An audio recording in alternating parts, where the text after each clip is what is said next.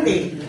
Dagang mga butang o dagang mga palagianan nga gipahaluna sa Ginoo nga dunay mga batanon nga mailalom sa ato ang pagatiman. Amen. So karon tudluan ka mga igsoon, unsaon pagiya nato ang mga batanon nga naa sa atong mga kamot.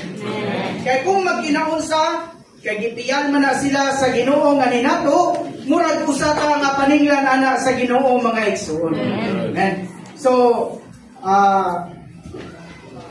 mga igsoon, magpasalamat ka sa Ginoo kay maayo kayo ang iyahang paggiya ngani kanato.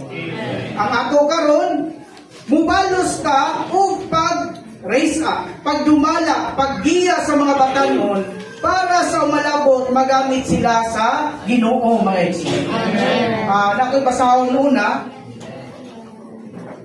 sa Mateo mga igsoon, Kapitulo 24, versikulo 6, ngadto sa 8.